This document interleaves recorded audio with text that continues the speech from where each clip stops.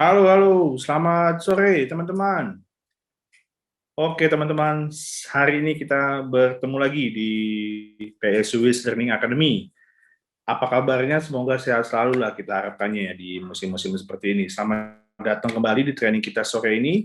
Eh, kalau yang bisa menyalakan kamera, silahkan nyalakan kamera. Kalau yang sudah punya virtual background juga nyalakan, boleh dipasang. Hari ini kita akan mengikuti rangkaian acara untuk mendapatkan info-info pengembangan diri yang pastinya bisa membuat teman-teman menjadi pribadi yang unggul dan luar biasa, oke? Nah, program kita hari ini tema besarnya masih di developing others dan hari ini kita akan membahas mengenai managing people skill yang pastinya narasumbernya kompeten nih.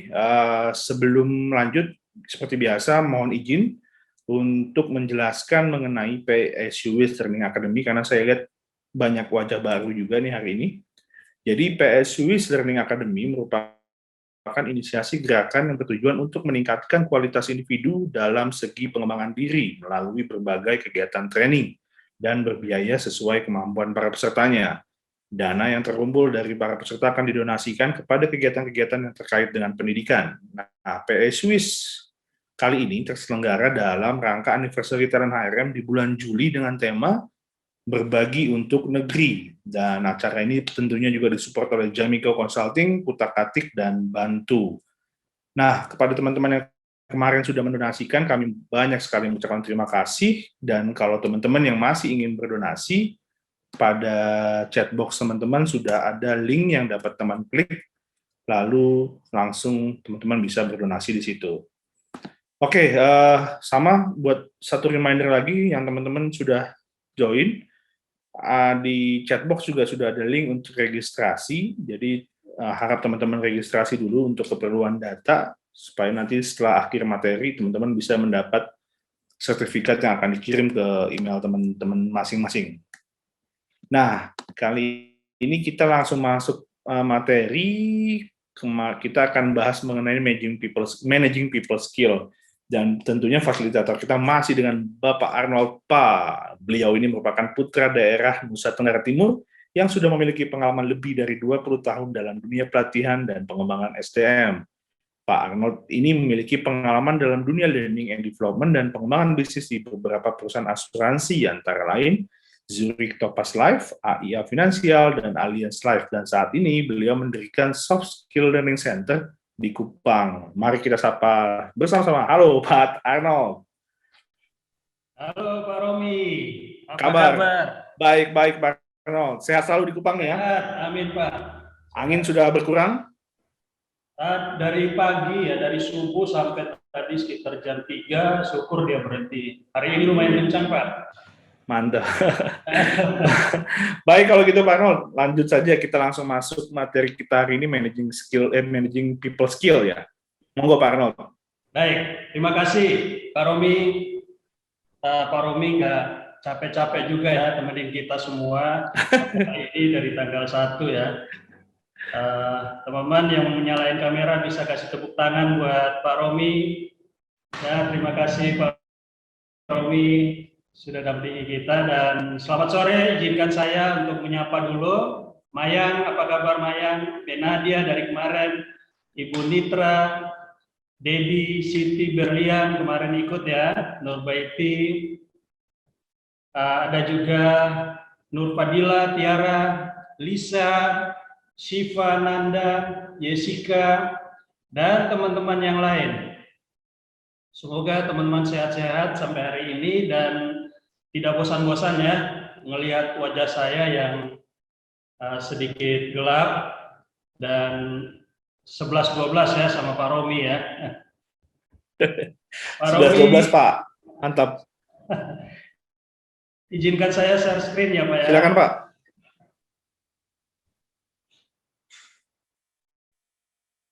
Baik.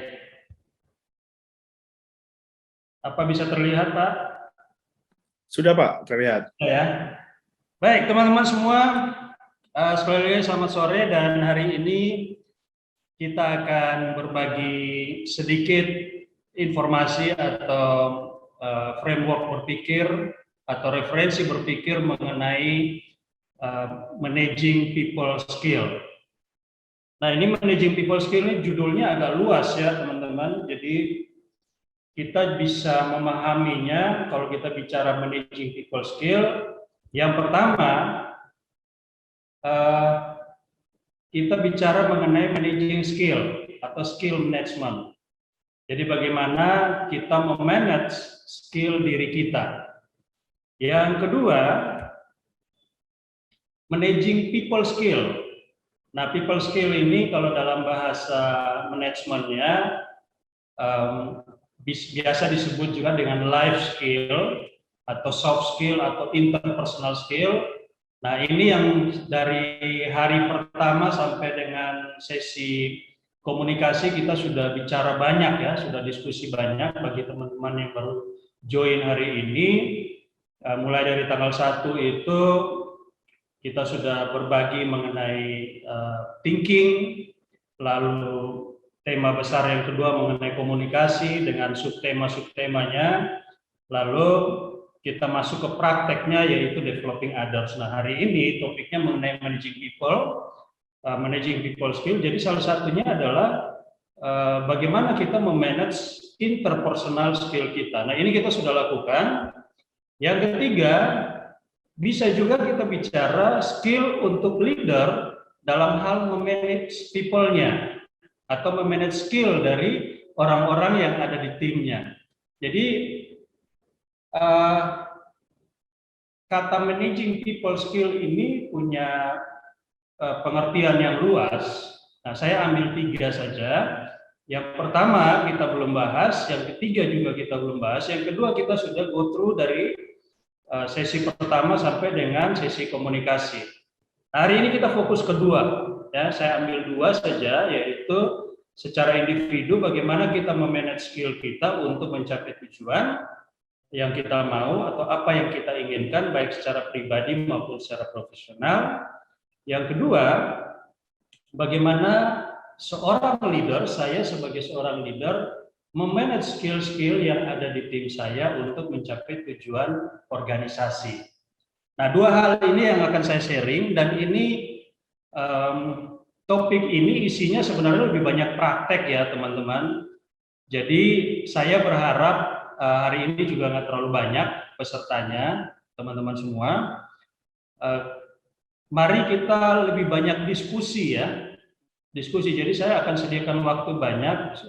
Semoga kita bisa selesai materinya sebelum maghrib, sebelum sholat ya, supaya teman-teman bisa bertanya dan mungkin ada yang punya pengalaman lebih bagus bagaimana memanage skillnya supaya mencapai cita-citanya, atau juga ada di antara kita yang seorang leader di organisasi atau di perusahaan bisa juga berbagi kepada kita bagaimana pengalaman teman-teman sebagai leader memanage skill-skill yang ada di dalam tim untuk mencapai tujuan di departemen teman-teman atau untuk meningkatkan performance kerja di departemen teman-teman untuk mencapai tujuan organisasi.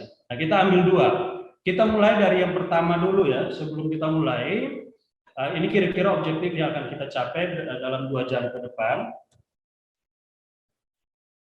Kita mulai dari managing skill dulu, ya. Ini kita fokus ke individu ya. Jadi saya ambil dari referensi salah satu buku manajemen. Katanya kalau managing skill itu atau disebut dengan skill management adalah praktek pemahaman pengembangan keterampilan yang dimiliki oleh seorang atau sekelompok orang, serta mengidentifikasikan keterampilan yang dibutuhkan atas peran kerja tertentu untuk mencapai tujuan. Nah, tujuan ini kita fokus ke tujuan pribadi dulu ya. Jadi teman-teman khususnya yang masih sekolah atau yang kuliah, nah barangkali teman-teman sudah punya keinginan atau cita-cita tertentu atau mimpi tertentu untuk membangun karir teman-teman nanti setelah lulus kuliah. Kira-kira prosesnya seperti apa? Nanti kita akan diskusi sama-sama. Jadi kita fokus ke individu dulu. Nanti di sesi kedua setelah Pak Robi bagi-bagi hadiah ke kita, baru kita masuk ke leader. Ya teman-teman. Kenapa manage skill itu penting buat individu? buat saya, buat teman-teman semua. Yaitu untuk memastikan apa yang Anda pilih dalam hidup Anda, baik itu goal pribadi Anda, atau juga goal untuk karir profesional Anda sesuai dengan potensi Anda. Nah, saya ingat tahun 2004 ya. 2004 saya sama teman-teman di Jakarta ketika kita membuat satu konsultan jasa training ya, konsultan SDM, itu saya punya inisiatif bersama teman-teman kita melakukan semacam survei kecil-kecilan ya. Waktu itu saya ingat kita ke Pangudi Luhur, ke Tarakanita, kemudian ke Kanisius, kemudian ke SMA di Bulungan itu SMA 70, ke SMA 6, dan ada beberapa SMA yang ada di Jakarta. Nah, waktu itu yang kita lakukan adalah kita menginterview teman-teman yang masih sekolah waktu itu. Pertanyaannya simpel. Kamu masuk SMA sini alasannya apa? Itu yang pertama. Yang kedua, setelah SMA kamu mau kuliah di mana? Lalu setelah kuliah kamu mau berkarir seperti apa? Jadi 3 pertanyaan itu yang kita tanyakan. Yang menariknya teman-teman, 70% lebih teman-teman yang kita interview waktu itu mengatakan bahwa dia masuk SMA tersebut itu karena tren, karena ikut teman dan katanya SMA tersebut itu bagus waktu itu di Jakarta ya. Yang kedua, kuliahnya di mana dia belum tahu, nanti aja. Yang ketiga, kerjanya atau berkarirnya dia mau berkarir sampai di posisi seperti apa, dia juga nggak tahu. Jadi 2 pertanyaan terakhir ini nanti lihat gitu ya. Nah ini teman-teman, barangkali teman-teman yang sekarang masih duduk di bangku kuliah atau di SMA perlu pahami bahwa semuanya kita mesti setting dari awal. Akhirnya kita mau seperti apa. Jangan setting dari depan, tapi setting dari akhir. Kenapa? Kalau kita tahu akhirnya kita mau seperti apa, di awalnya kita sudah punya cara-cara tertentu untuk mencapai akhirnya kita mau dapat apa. Contoh, kalau dari SMP masuk SMA, itu kebanyakan ikut tren. Nah nanti kuliah bingung, apalagi dengan sekarang dibuat sonasi ya, akhirnya bingung. Lalu kuliah, nggak tahu mau kuliah di mana, akhirnya salah jurusan. Ini yang saya alami. Dulu waktu zaman saya teman-teman, ini apa ya, istilah-istilah lama ya. Zaman saya itu dokter itu yang paling hebat pekerjaannya, pilot itu yang paling hebat pekerjaannya, dan insinyur itu yang paling hebat, yang bisa menghasilkan yang terbaik. Nah, waktu itu saya pilih masuk ke jurusan teknik elektro. Apa yang terjadi? Belajarnya susah, ya, dengan otak yang pas-pasan, mengikuti kuliah akhirnya IP-nya itu semester 2 itu 1,00. Bayangkan teman-teman punya IP 1,00 ya. Saya rasa kalau teman-teman yang kuliah sekarang itu sangat memalukan ya, karena rata-rata IP-nya 3,5 ke atas. Nah, saya pernah ngalamin 1,00. Beruntung nggak DO waktu itu ya. Jadi begitu menjengkelkannya saat kuliah. Nah ini pengaruh dari nggak disetting dari awal teman-teman. Ketika bekerja, karena zaman krisis waktu itu, akhirnya apa aja yang kita kerjakan supaya bisa survive, supaya bisa bayar kos dan seterusnya. Tetapi ya bersyukur karena kerja keras, Tuhan juga mengarahkan sesuai dengan apa ya hasrat saya untuk menjadi seorang profesional di bidang human resource atau HRD, dan pada akhirnya saya mendapatkan tempat di satu perusahaan di mana saya dikasih kesempatan bekerja di dunia HRD. Dan apa yang terjadi? Sekolah teknik saya tuh hilang semua. Tetapi bayangkan teman-teman, karena salah setting dari awal, itu merugikan saya waktunya cukup banyak. Saya nggak perlu cerita berapa semester saya kuliah ya.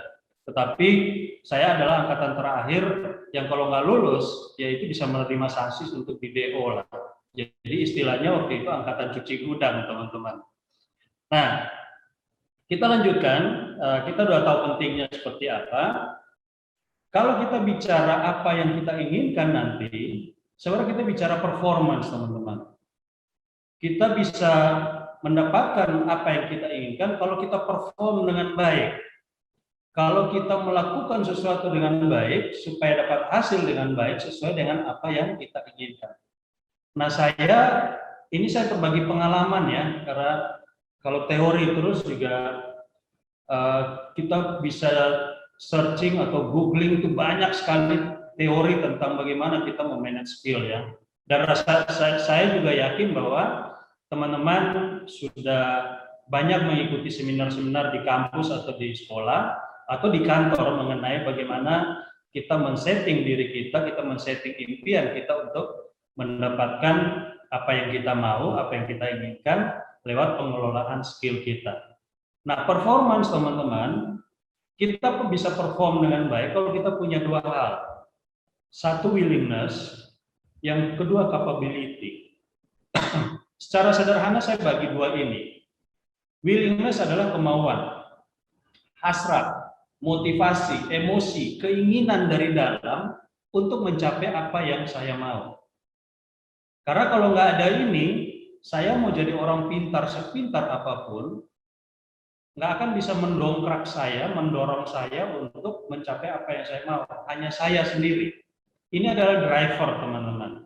Willingness ini adalah attitude saya untuk mencapai apa yang saya inginkan. Willingness ini adalah akar. Ibaratnya kalau pohon, saya nggak bisa mendapatkan buah yang baik tanpa akar yang baik dan sehat. Nah, willingness ini adalah fondasi atau drivernya, teman-teman. Capability itu adalah pelengkap supaya kita bisa mencapai apa yang kita mau. So, ini willingness adalah driver desire untuk sukses. Tanpa ini, kita nggak akan bisa melangkah maju. Ya, capability saya bagi dua, soft skill dan hard skill. Teman-teman sudah paham ini ya. Kita fokus yang di bawah dulu, soft skill dan hard skill. Karena kalau kita bicara willingness, kita mesti bicara attitude, habit, dan seterusnya. Itu banyak sekali. Tapi perlu teman-teman tahu bahwa kita harus mau dulu dari dalam diri kita. Kalau kita bicara willingness, ya, nggak ada satu orang pun yang bisa membuat kita mau kecuali diri kita sendiri. Lalu baru kita kelola potensi kita, yaitu soft skill dan hard skill. Nah, saya coba list down, teman-teman, contoh saja yang namanya hard skill, soft skill itu seperti apa. Ya, soft skill itu creative thinking, yang pertama di sesi-sesi awal kita belajar, ya, yang dipandu oleh Pak Yoga dan teman-temannya. Kemudian communication atau komunikasi, skill komunikasi, skill dalam bekerja sama atau kolaborasi, ya, skill dalam beradaptasi, skill dalam kerjasama tim, skill dalam menghargai perbedaan di antara kita, skill dalam hal meliding diri kita, ya. Jadi setiap orang itu sebenarnya adalah leader. Kita kalau bicara leadership skill bukan hanya manajer atau pimpinan, tapi diri kita sendiri, kita harus mampu untuk melead diri kita sendiri. Skill dalam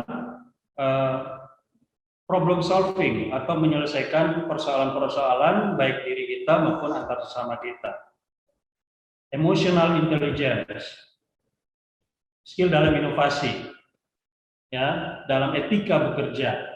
Nah, skill-skill ini saya nggak tahu teman-teman sekarang kalau kita bicara di sekolah dan di kampus, apakah ini dimasukkan ke dalam mata kuliah atau enggak, saya nggak tahu. Tapi zaman saya dulu ini nggak ada, teman-teman.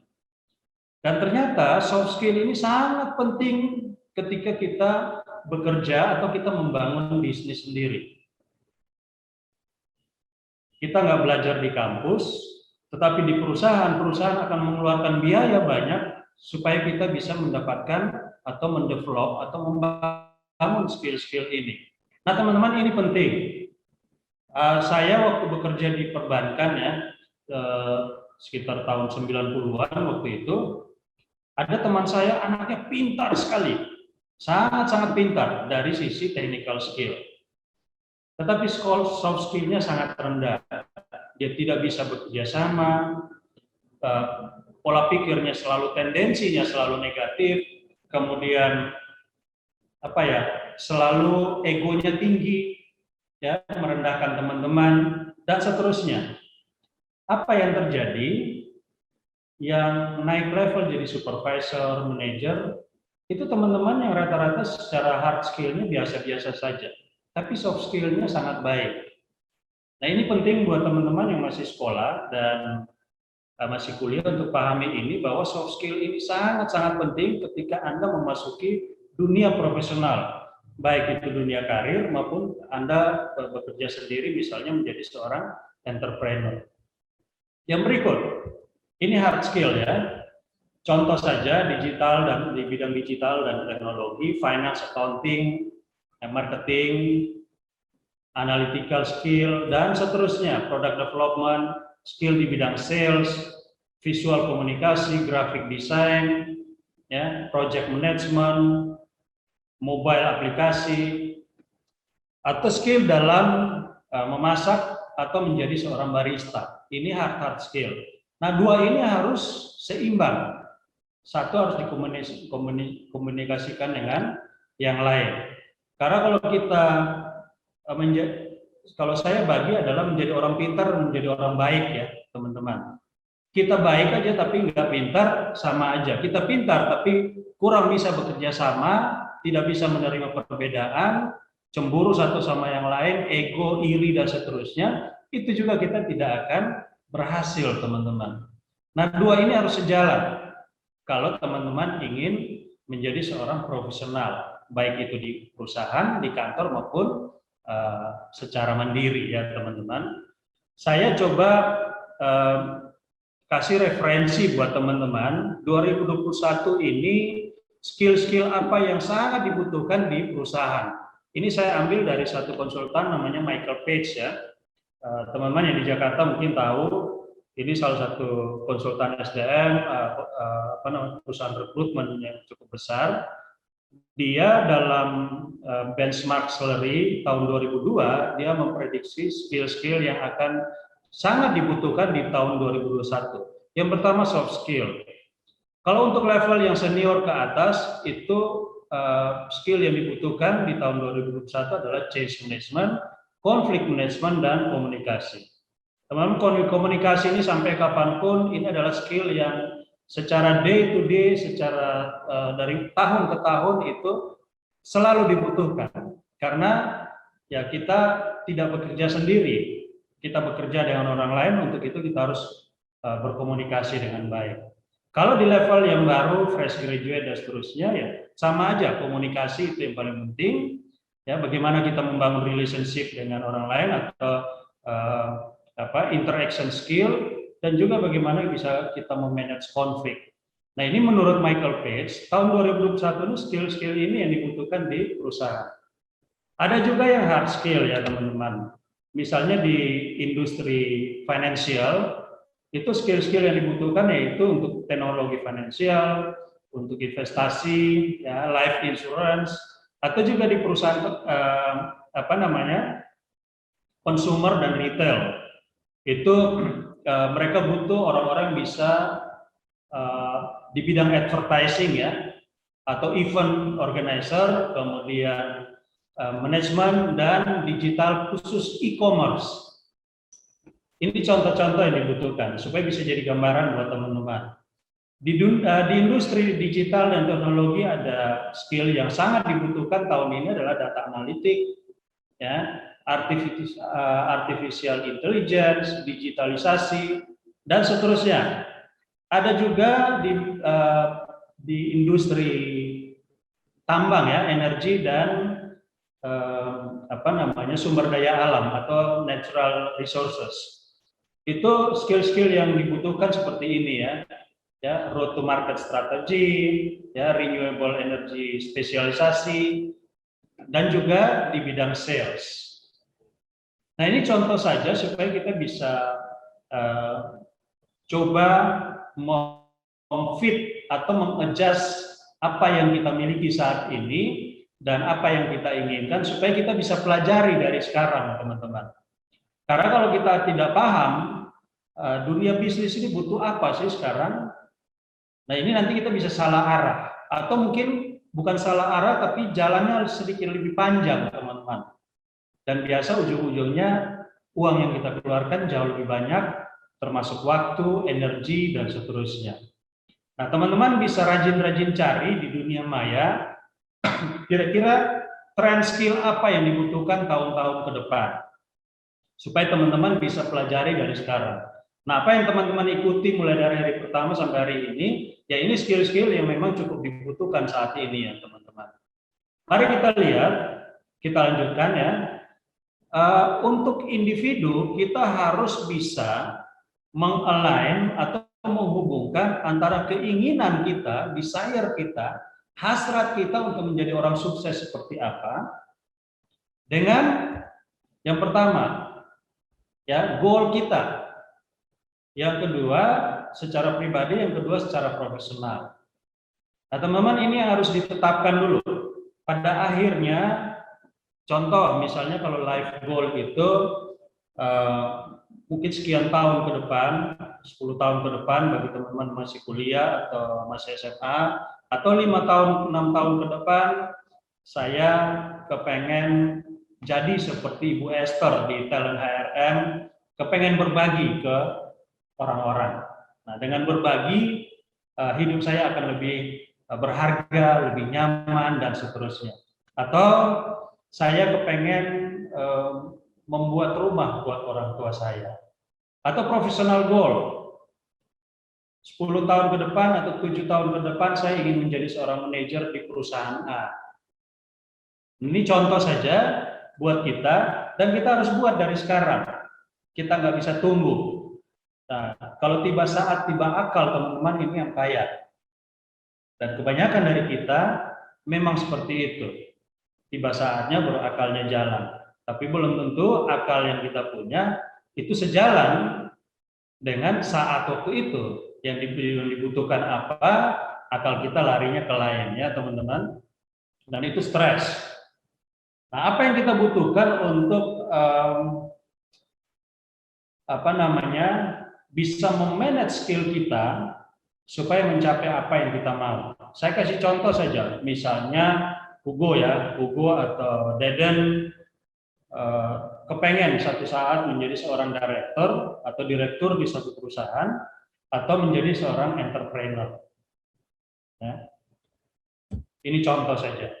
Apa yang perlu kita, yang harus kita lakukan? Yang pertama, kita mesti tahu dulu potensi kita. Saya ini punya potensi, punya bakat, punya minat yang besar, itu ke arah yang mana? Dulu saya sekolah di teknik elektro, saya kuliah di jurusan teknik elektro. Saya kepengen satu saat berkarir di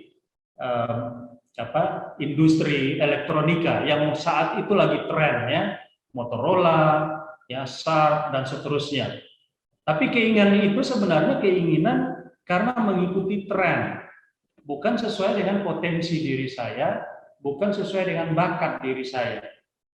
Yang ujung-ujungnya sekarang saya jadi pembicara, bukan jadi seorang engineer profesional di bidang elektronika, ya. Jadi kita harus tahu dulu diri kita, potensi kita. Ini yang akan mensupport kita untuk mencapai apa yang kita setting di awal, apa yang kita mau pada akhirnya, ya teman-teman. Kalau kita tidak tahu potensi kita, kerugian akan banyak.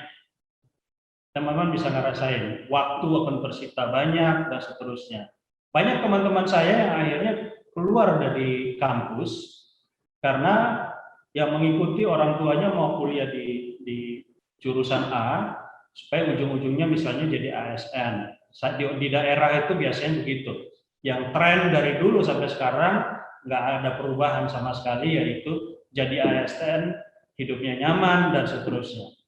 Yaitu pilihan teman-teman. Tapi Yang cilakanya adalah mengikuti kemauan orang tua atau mengikuti tren yang akhirnya stres sendiri ketika menghadapi pelajaran-pelajaran yang memang nggak sesuai dengan bakatnya dia, nggak sesuai dengan potensinya dia. Nah, ini kita harus paham di awal, teman-teman. Yang kedua baru tentukan. Kalau kita bicara karir misalnya, saya mau di bidang profesional, saya mau berkarir di posisi seperti apa nantinya. Itu harus dari sekarang. Kalau kita baca buku Seven Habits-nya Stephen Covey, dia bilang begin with the end in mind. Jadi tentukan akhir, tapi tentukannya dari sekarang. Ujung-ujungnya saya mau jadi apa? Ya, pada akhirnya saya mau berada di posisi seperti apa? Step yang ketiga, ketika kita sudah tentukan apa yang kita mau, apa yang kita inginkan, katanya harus kita sering-sering visualize, bayangkan terus-menerus. Tidur bayangin, mandi bayangin, kayak lagu ya. Makan saya bayangin, lagi jalan saya bayangin, dan seterusnya.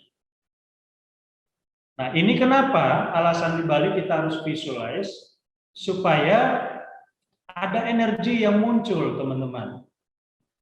Ya, ada emosi yang muncul. Saya bayangkan waktu itu saya masih kerja sebagai seorang customer service ya di salah satu perusahaan.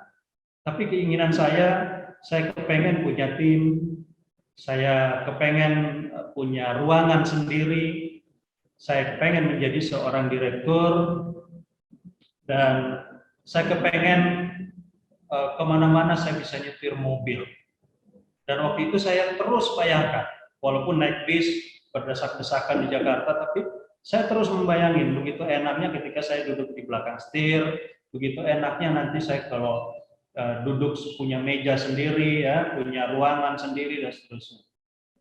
Dan teman-teman, ketika saya memvisualisasi itu terus-menerus, energinya muncul pelan-pelan, dan energi ini, emosi ini yang mendrive saya, menuntun saya, yang mendorong saya untuk bekerja keras dan mencapai apa yang saya impi-impikan. Dan itu tercapai, teman-teman. Ya, jadi ini adalah ilmu manajemen. Tapi di luar ini tentunya ketika kita kerja keras, apa yang kita lakukan, serahkan yang di atas. Hasilnya di atas yang tentukan. Tetapi kalau ketika kita tulus, kita punya tujuan yang baik, saya yakin di atas akan merestui. Yang berikut, kalau kita sudah punya goal, kita harus plan. Ya, saya tidak akan bahas mengenai smart plan dan seterusnya, teman-teman pasti sudah tahu. Tapi intinya harus direncanakan. Kalau saya mau menjadi seorang manajer atau direktur di satu perusahaan, ya, perusahaan yang sesuai dengan latar belakang sekolah saya atau tidak, sesuai dengan potensi saya atau tidak. Kalau sesuai, saya buat plan. Apa yang harus saya lakukan?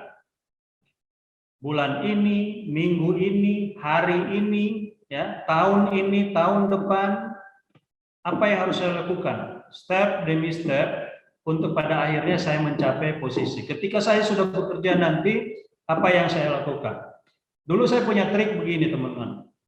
Saya pernah kerja di customer service dan itu 30 orang mengerjakan hal yang sama, sehari-hari mengerjakan hal yang sama. Dan di atas posisi di atas kita tuh cuma satu orang, yaitu supervisor.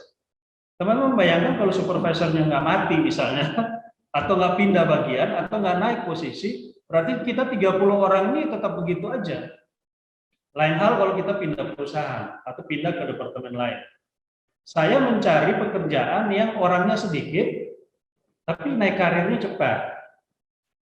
Ya. Untuk itu apa yang saya pelajari, saya kerjakan terus-menerus, itu mudah dilihat oleh atasan saya. Dan itu berhasil, teman-teman. Lalu identifikasi motivasi. Apa yang memotivasi saya untuk mencapai impian saya itu? Goal saya itu. Ya, teman-teman. Motivasi ini penting. Karena ini mendrive kita. Oh, kalau saya jadi seorang direktur, ya saya bisa punya rumah, saya bisa punya mobil, saya bisa memberangkatkan orang tua saya ke naik haji dan seterusnya. Ya, ini motivasi saya. Lewat apa? Lewat menjadi seorang direktur atau lewat menjadi seorang entrepreneur. Nah, jadi kita harus identifikasi motivasinya. Yang berikut, kalau sudah identifikasi motivasinya sudah jelas, perencanaan sudah jelas, nah mulailah mengembangkan. Kira-kira apa yang saya kurang? Ya, apa yang dibutuhkan untuk supaya mencapai apa yang saya inginkan? Teman, banyak hal yang kita lakukan masih sekolah atau selama kita masih sekolah atau masih kuliah atau sekarang kita bekerja di level staff. Terlalu banyak hal yang bisa kita lakukan untuk mengisi kekurangan-kekurangan kita atau potensi diri kita, mengembangkan potensi diri. Ikut pelatihan misalnya, atau sambil di waktu senggang kita bekerja part time, karena pengalaman kerja itu penting untuk membentuk mental kita dalam berorganisasi, untuk membentuk attitude kita dalam berorganisasi. Yang berikut, tentunya jalan tidak akan mulus, teman-teman, untuk mencapai apa yang kita mau. Selalu saja ada gangguan, ada halangan, dan seterusnya. Nah, kita harus bisa memanage ini. Ada hal-hal yang tidak penting, lagi belajar, tiba-tiba teman telepon, yuk nongkrong yuk. Nah, ini halangan kecil yang akan menjadi besar, teman-teman. Kita harus bisa mengatasi itu. Kita harus bisa memilah first thing first, dahulukan yang utama. Kalau saya nongkrong, ini akan mensupport goal saya atau tidak? Atau saya belajar? Ya. Kalau saya kerja part time, walaupun diketawain teman-teman, apakah akan mendukung untuk mencapai impian saya? Tidak. Atau saya memilih untuk nongkrong dengan teman-teman. Dan ini obstacle atau halangan-halangan atau rintangan-rintangan yang sering kita hadapi, dan tanpa kita sadari, ini akan membuang waktu kita banyak, membuang uang orang tua yang sangat banyak untuk memenuhi keinginan-keinginan tertentu yang sebenarnya nggak ada hubungan dengan apa yang kita inginkan pada akhirnya, teman-teman. Nah, ini penting. Find support system. Memang di dunia ini tidak ada orang yang sukses karena dirinya sendiri. Kita butuh orang lain, kita butuh dukungan support system untuk melengkapi kita mencapai apa yang kita mau. Support system ini banyak, teman-teman. Kalau di kantor misalnya, saya waktu itu sebagai junior, saya terbuka ke atasan saya terbuka ke senior-senior saya bahwa saya kepengen pada akhirnya menjadi ini. Tolong bantu saya. Dan waktu itu waktu saya masih kerja di bank, memang saya diarahkan. Kalau ada waktu senggang, saya dikasih kesempatan untuk mengerjakan pekerjaan yang di luar bidang saya. Yang tentunya mensupport apa yang saya inginkan. Kalau kita masih sekolah atau masih kuliah, cari support system yang baik. Support system ini bisa dosen kita, bisa guru kita, bisa teman-teman kita yang senior-senior yang sudah bekerja, belajar dari mereka. Kalau kita punya keinginan baik, teman-teman, support system ini akan dengan tulus membantu kita. Kenapa? Kalau kita posisi di mereka, tentunya kita tidak akan sungkan-sungkan membantu anak-anak yang punya niat, punya keinginan baik, punya kemauan untuk sukses. Orang-orang tidak akan membantu anak-anak yang nongkrong aja, yang memang ribut sana sini, pasti tidak akan. Yang terakhir, teman-teman, kalau kita sudah tahu potensi kita sudah setting apa yang kita mau, goal kita dalam berkarir atau menjadi seorang entrepreneur, kita visualize atau bayangkan setiap hari bahwa itu akan terjadi satu saat dan semuanya kita serahkan ke di atas. Kita membuat planning, ya, kita cari trigger apa yang memotivasi kita untuk mencapai itu, ya. Kemudian kita mengikuti training, mengikuti kursus, bekerja part time dan seterusnya. Kita punya support system. yang paling penting adalah do it now. Jangan tunggu nanti. Jangan tunggu tiba saatnya baru akalnya jalan. Mendingan dari sekarang. Karena apa teman-teman? Kita semua bisa pahami bahwa bulan Januari 2020 ketika COVID masuk Indonesia dan mulai berkembang begitu pesat di Maret, April, dan seterusnya, semuanya berubah begitu cepat. Dan akhirnya semuanya kebingungan. Termasuk kita semua, teman-teman. Nah, ini kita harus mulai lakukan dari sekarang supaya kita punya begitu banyak senjata untuk menghadapi perubahan-perubahan yang terjadi di depan. Ya, ini kira-kira clue atau trik yang saya berikan ke teman-teman sebagai individu, bagaimana kita memanage skill kita supaya mencapai apa yang kita mau. Nah, saya sharing sedikit mengenai ini karena penting ya teman-teman. Proses untuk mendapatkan apa yang kita mau. Ini ada hubungannya dengan visualisasi tadi. Saya coba jelaskan dari sisi logikanya teman-teman ya. Kadang-kadang begini, kalau antara pikiran ini ide tadi ya, saya menjadi seorang direktur, saya mau jadi seorang entrepreneur, saya menjadi seorang manajer, saya menjadi seorang football player, pemain sepak bola, pemain bulu tangkis, atau seorang perawat, dan seterusnya. Itu ide, pikiran. Nah, kita harus sinergikan pikiran kita dengan perasaan kita. Dan juga supaya tindakan kita itu sejalan dengan pikiran dan perasaan. Kenapa teman-teman? Ini saya kasih contoh. Saya pikir ya, ini adalah ide yang masih ada di pikiran saya. Idenya saya akan menjadi seorang entrepreneur, atau saya menjadi seorang musisi, atau saya menjadi seorang pemain sepak bola, atau saya menjadi seorang barista. Ya, ini masih sekedar ide yang saya tuliskan atau yang saya sekedar bayangkan.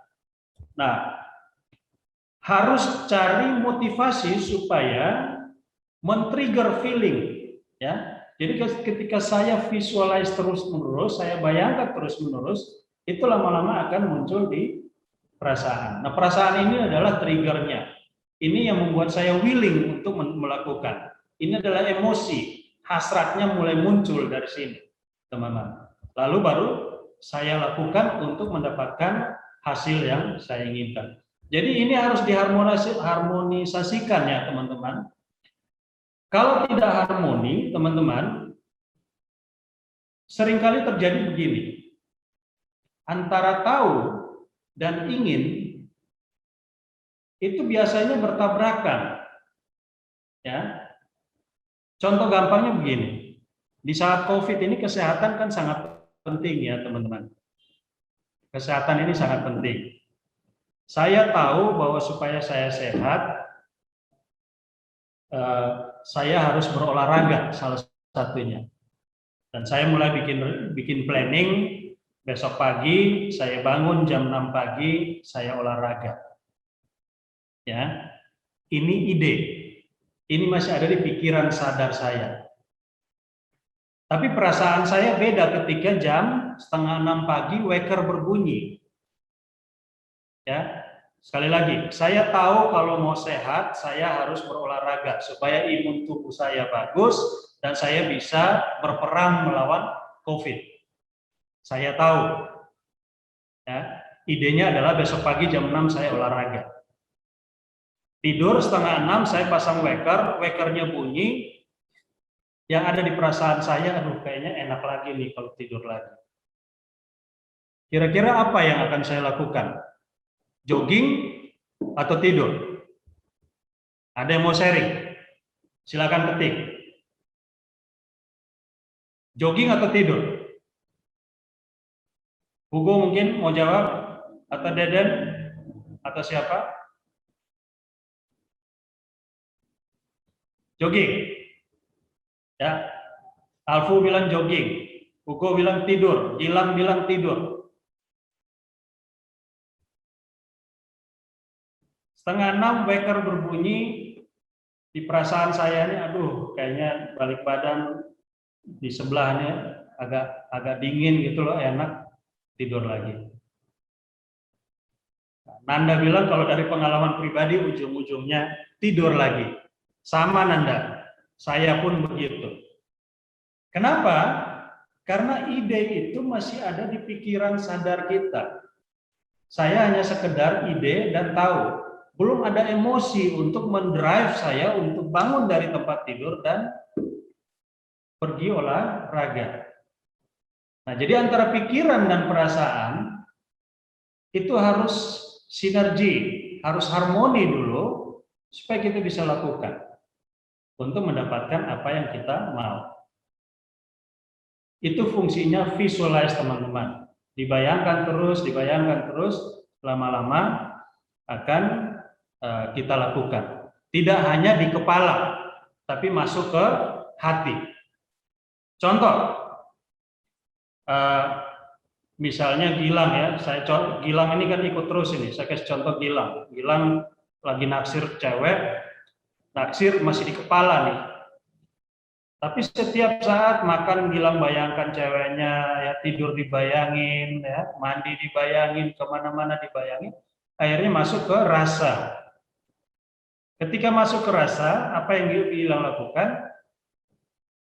Gilang sampaikan, I love you.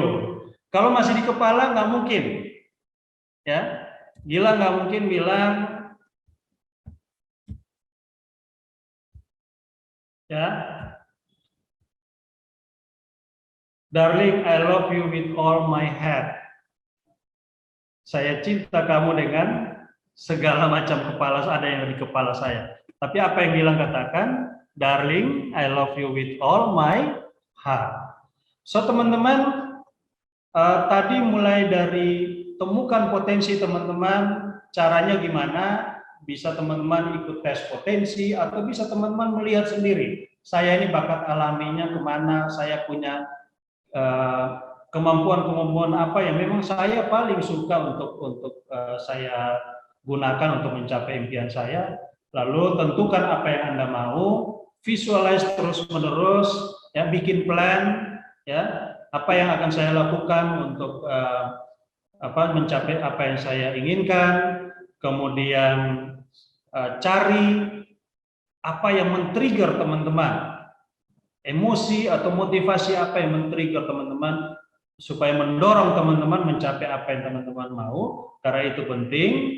Lalu develop potensi teman-teman. Jangan lupa support system. Nggak ada orang yang sukses di dunia ini karena diri sendiri. Kita bisa sukses karena ada orang tua, karena ada kakak adik, karena ada teman. Ya, kadang-kadang teman-teman yang menjengkelkan pun bisa menjadi support system yang baik buat kita. Ya, dengan dari sisi hal-hal tertentu.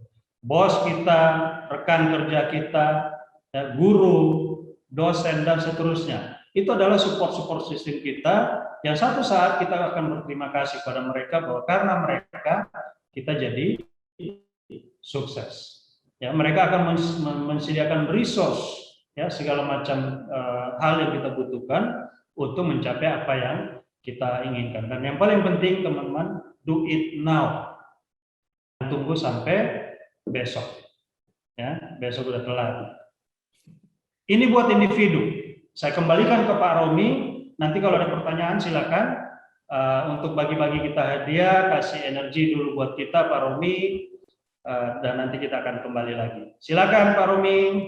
Siap. Thank you Pak Arnold. Itu mesti dilatih tuh Pak ya. Ide terus perasaan. Saya juga biasa begitu. Malam idenya banyak buat besok mau ngapa-ngapain, begitu bangun lupa semua Pak.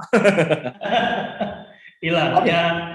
Ya memang ini Pak Romi ya, sebelum Pak Romi lanjutkan ini, saya ini kan orang yang tidak mudah di-trigger dengan dalam tanda kutip teori seperti itu ya. Karena menurut saya biasa-biasa aja. Tapi once ketika saya alami, saya merasa bahwa trik ini penting gitu loh. Yang saya kasih contoh kapan waktu saya sharing itu, saya kepengen sekali melihat Stadion Piala Dunia tahun 2005 yang ada di Jerman waktu itu. Ya. Dan itu saya sampai di kamar kos saya tempel gambar stadionnya dan seterusnya. Setiap kali saya visualis, dan saya dalam waktu hanya 5 bulan, ternyata saya dapat hadiah ke sana. Begitu. Karena apa? Ketika sudah ada dalam hati, itu betul-betul energi kita tuh keluar untuk cari cara apa yang mau kita lakukan untuk ini. Dan dengan sendirinya kita akan lakukan secara otomatis gitu loh, secara tanpa kita sadari. Kira-kira begitu Pak Romi. Baik. Silakan kasih hadiah ke kita. Berpikir banyak nih. Oke. Sebelum kita lanjut, buat teman-teman kita main dulu nih, seperti kata Pak Arnold, energi tambahan supaya teman-teman bisa memikirkan apa nih yang kita mau nih. Tapi saya akan bagi-bagi hadiah buat teman 5 orang yang beruntung untuk ngikutin kuis hari ini ya. Seperti biasa, jawaban teman-teman tulis di chat box dan nama yang saya panggil itu minta tolong unmute, lalu kalau bisa dibuka kameranya untuk menjawab pertanyaan. Dan hadiahnya yang pasti ada voucher training senilai Rp1.000.000 dari persembahan dari Talent HRM ya. Oke teman-teman, siap? Kita langsung masuk ke pertanyaan pertama. Tangannya siap-siap di tombol atau di touch, keyboard, dan lain-lain. Oke, pertanyaan pertama itu teka-teki. Teka-teki fun. Oke, ini benda apa yang kalau dipecahkan atau dibongkar bisa membuat hati kita bahagia nih? Ayo, ada yang bisa jawab nggak nih? Wih, langsung saja.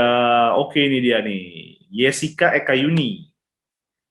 Yesika Ekayuni. Halo Yesika. Ya, halo. Apa kabar? Dari mana Yesika?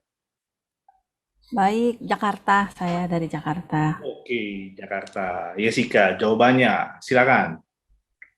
Celengan. Kenapa begitu celengan? Kalau Eh, nggak bongkar celengan ya? iya, tahu aja. Oke, kita lihat jawabannya ya. Yeah, benar Yesika, dapat voucher training senilai Rp1.000.000 dari Talent HRM. Terima kasih Yesika. Thank you, terima kasih. Oke, kita lanjut ke pertanyaan kedua. Siap-siap. Oke, pertanyaan kedua ini apa? Tebak kata. Oke, ada berapa huruf kira-kira? Ada 3, 6, 7. Oke, huruf bantunya G.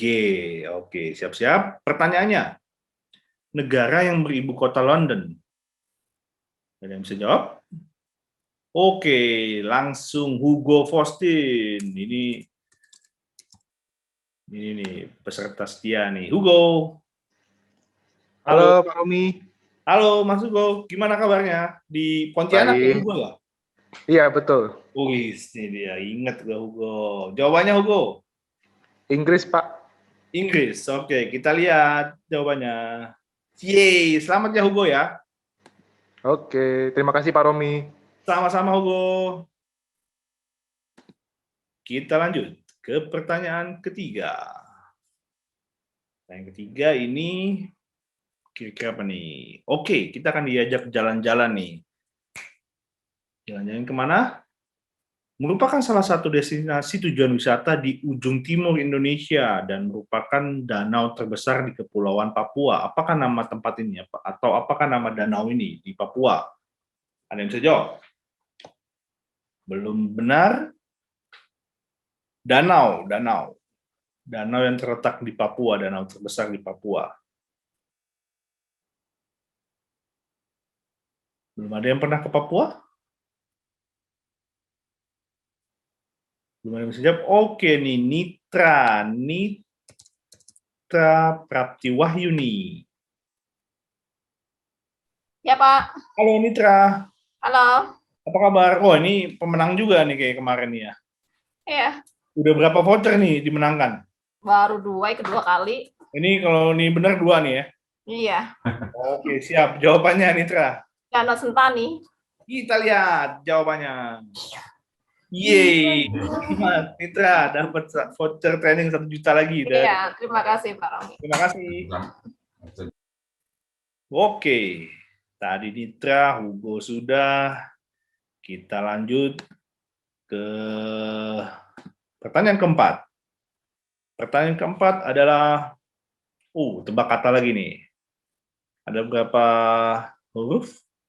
3, 5. 5 huruf dengan huruf bantunya C. Oke. Coba pertanyaannya. Pewarna bibir. Pewarna bibir. Perempuan ini tahu nih biasanya nih.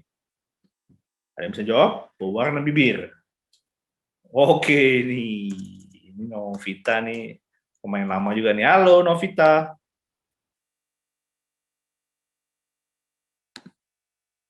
Novita. Halo Pak, Halo Novita. sore Pak. Sore. Jawabannya langsung. Gincu Pak. Ginju ini bahasa yang unik nih. Cuman orang lama doang yang tahu nih. Kalau orang kan sekarang taunya lipstick ya. Kita lihat jawabannya ya. Yeay, benar Novita. Ini voucher keberapa, Nov? Kedua. Kedua nih ya. Oke, Iya. selamat Novita ya. Oke Pak. Training 1 Makasih, juta. Pak. Sama-sama. Kita lanjut ke pertanyaan terakhir, pertanyaan kelima. Pertanyaan kelima ini, kita jalan-jalan lagi nih. Tampaknya jalan-jalan kemana nih ya? Oke, selain kekayaan alam, lokasi wisata ini juga menjaga kebudayaan leluhur sampai saat ini. Salah satunya Rambu Solo, berada di Provinsi Sulawesi Selatan. Apakah nama tempat ini atau di mana tempat ini? Ada yang bisa jawab? Sulawesi Selatan yang memegang adat budaya leluhur. Nama tempatnya. Oke, ini Siva Fitriasari. Halo Siva. Halo Pak. Apa kabar? Dari mana? Alhamdulillah baik. Dari Bandung Pak. Oh iya Bandung nih. Pernah juga nih, pemenang juga nih. Keempat ini Pak. Diborong kayaknya ini. Orang Novita semua nih. Oke Novita, jawabannya apa Novita? Tanah Toraja Pak. Oke, kita lihat. Jawabannya adalah Tanah Toraja. Selamat Siva ya, dapat voucher keempat berarti nih Siva ya. Thank you Pak Romi. Semoga bermanfaat vouchernya. Iya. Oke teman-teman, itu tadi fun games kita hari ini. Mudah-mudahan teman-teman sudah ke-recharge dan siap menerima update materi lagi dari Pak Arnold. Gimana Pak Arnold? Sudah ready? Siapa? Baik. Jadi saya serahkan langsung ke Pak Arnold. Buat teman-teman yang sudah ada pertanyaan, monggo langsung dituliskan di chat box. Jadi nanti bisa kita bahas sambil jalan ya Pak Arnold ya, atau nanti di akhir bisa kita simpulkan juga. Ya, buat teman-teman yang jangan ragu untuk bertanya selagi kita masih ngebahas materi tentang managing people skill. Oke? Monggo Pak Arnold dilanjut. Baik, kita kembali lagi teman-teman. Selamat ya buat Dila, Bu Nitra, Novita, dan yang lain-lain yang sudah mendapatkan energi dari Pak Romi. Mudah-mudahan bisa digunakan dengan baik ya. Gilang ini setiap kali muncul dapat hadiah ya. Ini udah berapa banyak nih Gilang? Gilang belum menang Pak hari ini Pak. Tadi siapa yang udah 4 kali itu? Oh iya, tadi Gilang jawab tapi nggak ini ya. Nggak menang, oke. Baik. Pak. Teman-teman, tadi saya ada lihat beberapa komen sebelum kita lanjutkan ya. Jadi saya tekankan kenapa ini penting. Ada yang bilang tergantung cuaca, kalau hujan. Dari pertanyaan saya tadi ya, kalau waker bunyi 5:30 kita bangun tapi rasanya masih mau tidur atau jogging ya. Kalau sesuatu yang sudah masuk di rasa teman-teman,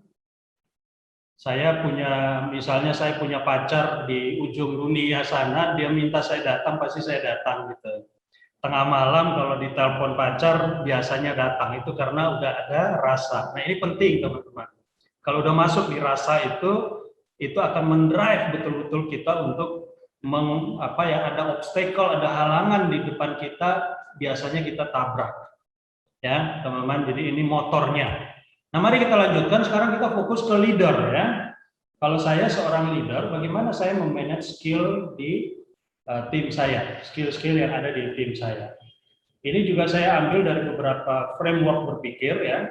Jadi katanya managing people skill itu adalah keterampilan untuk menemukan potensi dan kemampuan yang terbaik dari anggota tim, ya, untuk dikelola dan dikembangkan dalam rangka mencapai tujuan profesional atau di kantor ya, maupun tujuan pribadi atau personal goal kita, serta membentuk dan memperkuat hubungan antara individu dan tim untuk meningkatkan produktivitas. Nah, ini kira-kira pengertiannya. Jadi kita stick dulu ke pengertiannya adalah menemukan potensi dan kemampuan, kemudian di manage, ya, supaya untuk mencapai tujuan. Nah, mari kita lihat teman-teman, kenapa penting? Yang pertama, untuk memastikan supaya setiap individu itu memaksimalkan potensinya. Yang kedua, untuk memotivasi anggota tim sesuai dengan keunikan masing-masing atau potensi diri masing-masing untuk meningkatkan produktivitas kerja dan mengangkat moral dari tiap individu dalam tim, juga dapat mendukung setiap aktivitas mereka, mengurangi stres, serta mengatasi berbagai tantangan di dalam pekerjaan. Yang berikut, mensinergikan keinginan atau goal atau desire berkarir seseorang dan juga tujuan dari organisasi. Dan terakhir, menempatkan individu sesuai potensi dan kekuatan mereka. Jadi kalau kita lihat pengertiannya atau kenapa ini penting, tugas leader itu penuh dengan tantangan ya teman-teman. Ya, dibilang susah tidak, mudah juga tidak. Jadi mari kita go through atau bahas satu-satu. Kalau saya sebagai leader, ini yang akan saya lakukan. Yang pertama, saya harus tahu dulu potensi dari tiap tim. Di pertemuan pertama dengan saya, waktu itu saya sempat bahas dari sisi psikologi, kira-kira potensi si merah itu apa, hijau itu apa, biru apa, kuning apa. Tapi potensi ini dengan berbagai tools yang ada di organisasi melalui HRD, seorang leader bisa memahami potensi dari dalam diri anak ini seperti apa. Dan ini biasanya dimulai dari proses rekrutmen. Itu HR yang punya tools yang baik biasanya tahu. Kalau talent HRM pasti punya tools untuk mengetahui potensi diri tiap orang itu seperti apa. Kecenderungannya saya ke arah mana nantinya. Saya punya kekuatan dan kelemahan seperti apa. Jadi kita bicara potensi. Yang kedua, sebagai leader saya harus bisa menginspirasikan, ya, menginspirasi tim saya supaya bekerja dengan baik, supaya punya semangat, untuk mencapai apa yang mereka inginkan, dan juga bisa bekerja di tim, menginspirasi mereka bekerja dalam tim untuk mencapai tujuan organisasi. Organisasi itu bisa dari sisi bisnisnya, bisa di departemen saya, dan seterusnya.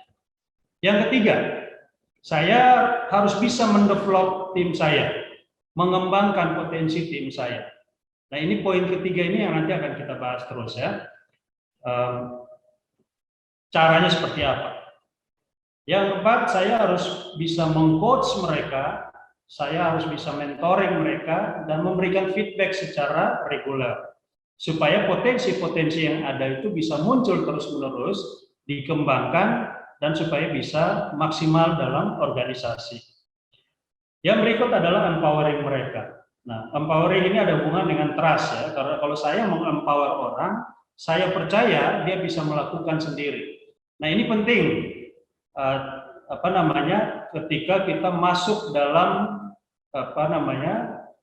masa-masa COVID di mana setiap orang harus bekerja dari rumah secara remote, dan kalau kita tidak bisa trust mereka, nah ini salah satu kendala. Jadi empower people ini penting. Lalu kita juga harus bisa memotivasi mereka, memberikan energi yang baik supaya mereka punya spirit kerja yang tinggi di dalam organisasi. Nah, ini kira-kira hal-hal yang perlu saya pahami dan juga saya lakukan sebagai seorang leader. Untuk apa? Untuk menciptakan keseimbangan, teman-teman. antara memenuhi kebutuhan bisnis dan juga memenuhi kebutuhan employee atau tim saya. Jadi sebagai seorang leader ini nggak mudah ya, tugasnya. Di satu sisi saya harus berdiri, kaki saya harus ada di perusahaan atau di bisnis, mewakili perusahaan. Di satu sisi saya juga kaki sebelah harus ada di tim saya, di employee, di staff saya. Nah ini untuk menyeimbangkan keduanya nggak mudah. Tetapi selalu ada cara, karena ilmu banyak yang bisa kita gunakan untuk memberikan keseimbangan, baik itu antara tim dan juga bisnisnya. Satu saat, waktu saya masih berkarir di perusahaan, ada beberapa staf di tim saya yang memang protes ya, bahkan waktu itu sampai mengajak organisasi pekerja untuk datang memberikan unek-unek mengenai apa yang mereka rasakan dan seterusnya. Nah, saya sendiri itu sebagai employee, tetapi di sisi lain dari sisi jabatan saya ada sebagai leader. Nah, saya harus taruh satu kaki di organisasi, saya juga harus taruh satu kaki di employee. Supaya apa? Saya bisa merasakan apa yang mereka alami, tetapi saya juga bisa memberikan pengertian dan jalan keluar dari sisi organisasi. Nah ini tugas leader harus seperti ini teman-teman. Kalau kita mau mendevelop skill tim kita harus align atau harus sinergikan ya antara pertama kebutuhan bisnis. Contoh misalnya saya kerja di perusahaan keuangan atau jasa keuangan. Ya berarti bisnisnya adalah bisnis misalnya perbankan, berarti mencari dana atau memberikan kredit. Nah ini kebutuhan bisnis ini akan berpengaruh dalam kebutuhan orang-orang, kebutuhan skill-skill untuk memenuhi kebutuhan bisnis. Lewat apa? Lewat proses yang dilakukan sehari-hari untuk mencapai kebutuhan bisnis. Ya, saya bicaranya mengenai performance. Performance ini adalah hasil dari tiap departemen yang disinergikan untuk mencapai kebutuhan bisnis. Jadi misalnya saya di bagian finance dan accounting misalnya, ya performance yang dibutuhkan untuk mencapai target di bidang finance dan accounting itu apa? Atau saya di bidang sales. Saya seorang sales manager. Nah, performance yang dibutuhkan dari tim untuk mencapai target sales itu seperti apa? Supaya bisnis terus berkembang, supaya memenuhi kebutuhan bisnis. Dan juga harus disinergikan dengan learning and development needs atau kebutuhan pembelajaran dan juga pengembangan dari tiap individu. Yang tadi di awal kalau kita bicara individu, teman-teman, banyak yang salah arah kan, settingannya dari awal tidak ditentukan dulu tujuannya akhirnya mau jadi apa. Ketika masuk dalam bekerja, masuk di salah departemen. Kenapa? Banyak sekali faktornya. Selain faktor sudah salah arah dari awal ya. Faktor kalau saya dulu ya kalau nggak kerja bayar kos pakai apa. Jadi apapun yang bisa dikerjakan ya saya ambil. Ya bisa juga dengan saat ini, di saat COVID ini kita semua terpuruk, apa yang bisa jadi uang kita ambil.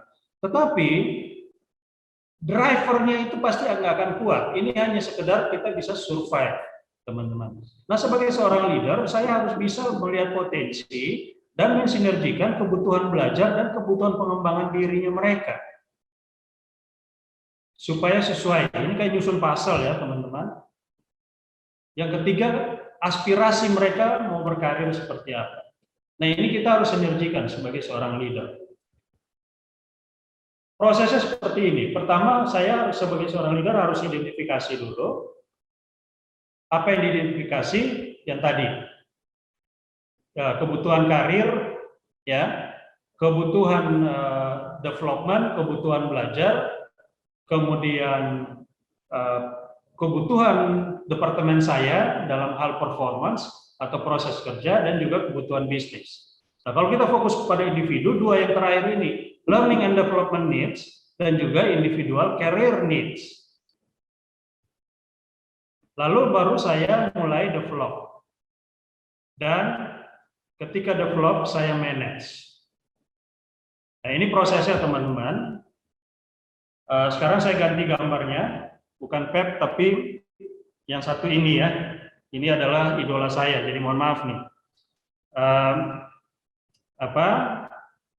Sebagai seorang leader, saya harus tahu orang-orang saya dulu. Saya harus tahu skill-skill, saya harus tahu potensi, saya harus tahu personality dan seterusnya. Apa yang saya harus tahu? Satu, karakter, ya, temperamen, personality dari atau kepribadian dari masing-masing individu yang ada di tim saya. Karena tidak ada yang sama, pasti berbeda. Yang kedua, kebutuhan emosionalnya. Yang ketiga, kecenderungan komunikasinya. Yang keempat, hasrat atau keinginan pribadi mereka. Mereka pengen berkarir di departemen saya kah, atau sebenarnya mereka pengen berkarir di luar. Dulu di perusahaan tempat saya bekerja ada seorang sales ya, yang memang tiap tahun itu dia selalu keluar negeri dapat penghargaan. Kenapa? Karena over target terus-menerus. Tapi setiap saat saya ngobrol sama dia kelihatan nggak happy gitu loh. Menurut saya dia bisa menghasilkan ratusan juta per bulan dan jalan-jalan ke luar negeri gratis. Bagi saya itu satu prestasi dan satu kebahagiaan tersendiri. Tapi ternyata dia nggak terlalu happy dengan itu. Desire-nya ternyata nggak di situ, teman-teman. Dia kepengen menjadi seorang sales leader. Karena apa? Hasratnya adalah memimpin orang. Desire-nya adalah duduk di belakang meja, nggak pergi keluar kantor ketemu calon klien, tapi di belakang meja dan dia memanage timnya. Dan itu setelah 1 tahun kemudian kita angkat dia sebagai seorang manajer dan memang dia happy sekali. Nah, ini tugas seorang leader harus tahu ini, teman-teman. Yang kedua, perbedaan di antara timnya, masing-masing individu. Learning style-nya seperti apa? Karena beda-beda. Ya, saya kasih angka-angka ke seseorang, dia bisa belajar dengan baik, ke orang lain nggak bisa belajar dengan baik. Yang ketiga, potensinya saya harus tahu. Yang ketujuh, yang kedelapan, kelebihan dan kekurangannya. Supaya saya bisa main catur, saya bisa nyusun pasalnya, teman-teman. Nah, ini seninya jadi seorang leader. Nomor 1, 2, 3 itu tujuannya apa? Saya memahami mereka untuk relate dan connect dengan mereka. Kalau saya nggak tahu, berarti saya nggak bisa membangun relasi yang baik dengan mereka. 4 sampai 8 itu adalah untuk mengidentifikasi, mendevelop dan memanage. Nah, ini clue buat kita ya, teman-teman. Know your people first. Yang berikut sebagai seorang leader, apa yang harus saya punyai? Tentunya leadership skill. Ya, kemampuan memimpin, kemampuan leading. Itu harus saya miliki. Kemampuan komunikasi, kita sudah belajar dari sesi-sesi sebelumnya. Kemampuan untuk menginfluence, mempersuasi, mempengaruhi tim untuk bekerja dengan baik, untuk mengembangkan dirinya dengan baik sesuai dengan aspirasinya dia. Kemampuan untuk mendevelop, ini management skill ya teman-teman ya. Kemampuan untuk melakukan coaching dan mentoring. Nah, ini ada trainingnya sendiri. Ya, dan terakhir adalah saya harus punya kemampuan untuk memotivasi tim saya dan juga memotivasi diri saya sendiri. Nah, teman-teman, ini yang dibutuhkan oleh leader supaya bisa memanage skill di timnya sendiri. Saya hanya tambahan aja, ini slide terakhir teman-teman, sebagai seorang leader, kalau kita fokus kepada development, ya, pembelajaran ini saya berbagi, banyak cara untuk mengembangkan tim kita lewat berbagai media dan seterusnya, atau lewat berbagai kesempatan. Ada satu metode yang katanya itu 70-20-10 lah, ya. Dan ini banyak di organisasi pakai, banyak leader yang menggunakan cara ini, karena biasanya trennya kalau kita bicara training, itu biasanya kalau dulu itu in class ya, selalu di dalam kelas, dan itu biayanya mahal sekali, butuh waktu yang panjang dan seterusnya. Tetapi juga banyak efektivitas, nilai efektifnya kalau kita belajar di dalam ruang kelas. Nah, metode 70-20-10 ini, kalau yang 10% itu cukup banyak porsinya. Self learning misalnya ada materi-materi yang harus dipelajari yang sifatnya sifatnya baku, misalnya peraturan perusahaan dan seterusnya, hal-hal dasar itu biar kasih dia baca aja, staf kita baca. Atau melalui digital learning, contohnya misalnya kita pakai Zoom saat ini, atau podcast, atau video learning ya lewat YouTube dan seterusnya. Atau juga in-class learning. Jadi in-class learning ini sekarang sudah mulai banyak dikurangi dan porsinya cuma 10%. Yang 20-nya lewat kolaborasi dan interaksi di antara baik antar departemen maupun di antara tim. Porsi yang paling banyak adalah on the job. Nah, ini biasanya mulai dari awal rekrutmen itu HRD sudah mulai setting nih bersama tim leadernya. Mulai setting untuk on the job learning ini seperti apa prosesnya. Karena ini biasanya jauh lebih efektif karena langsung praktek ya teman-teman. Dan juga sebagai leader itu harus secara reguler memberikan feedback dan melakukan coaching. Nah, ini cara-cara yang bisa kita adopsi untuk mengembangkan skill dari tim kita. Tapi yang paling penting sebagai seorang leader, teman-teman, saya sarankan kalau pengalaman saya memang kita harus dua kaki, satu di organisasi, satu di tim. Maksudnya apa? Kalau kita mau mengembangkan atau memanage skill, yaitu kita harus mulai dari bisnis dulu. Bisnis butuh apa? Kemudian departemen kita ini butuh performa kerja seperti apa? Hasil kerja seperti apa? Dari situ kita baru bisa menyusun skill-skill untuk bekerja, mengikuti prosesnya dan mencapai goal dari departemen kita. Dan ujung-ujungnya mencapai kebutuhan bisnis. Dan jangan lupa sinergikan juga kebutuhan belajarnya dan juga aspirasi secara pribadi. Anak saya ini, dia kepengen berkarirnya mau jadi apa? Apakah cocok di departemen saya atau memang dia punya aspirasi ke departemen lain? Kira-kira begitu teman-teman, cukup singkat bagi seorang leader ya. Sekarang 18.30 sebelum teman-teman yang mau sholat maghrib, saya kembalikan ke Pak Romi, kita coba berinteraksi, kita sisihkan teori sedikit, coba berbagi pengalaman, mungkin siapa yang mau tanya silakan. Ya, Pak Arnold, terima kasih. Nah, di chatbox sudah ada beberapa pertanyaan yang dari teman-teman. Buat teman-teman yang lain yang ingin bertanya, bisa langsung di chatbox ya. Nanti kita langsung interaksi aja. Yang pertama nih dari Novita nih. Sebelum kita break tadi, Novita sudah sempat ada pertanyaan. Which is itu Pak, bagaimana supaya dapat memiliki niat yang kuat seperti yang Bapak info, bahwa dengan mimpi tersebut dapat jadi kenyataan. Apakah karakter mempengaruhi keberhasilan seseorang? Seperti orang yang berkarakter kuat atau keras lebih mudah berhasil untuk capai mimpinya. Itu Novita. Ada dua pertanyaan. Mungkin Novita mau menyampaikan langsung, boleh di-unmute saja langsung dan dibuka videonya Novita seperti biasa. Silakan Novita, mungkin bisa lebih cerita lebih banyak atau gimana? Halo Pak, Halo. selamat sore. Sore Novita, gimana kabarnya? Terima kasih, baik Pak, puji Tuhan. Terima kasih Pak atas pemaparannya. Saya mau tanya yang tadi saya tanyakan Pak, apakah kita supaya kita mempunyai keinginan yang kuat gitu loh. Seperti tadi kan Bapak olahraga gitu. Jadi kita punya sikap hati yang kuat. Selain tadi ada Bapak kasih ada tempel gambar, jadi sehingga kita lihat-lihat terus gitu. Jadi memang sih dari dalam diri ya, itu gimana tuh supaya, karena saya merasa keinginan saya tuh nggak kuat gitu loh. Gimana caranya supaya bisa bisa kuat? Apakah karakter itu mempengaruhi gitu? Baik.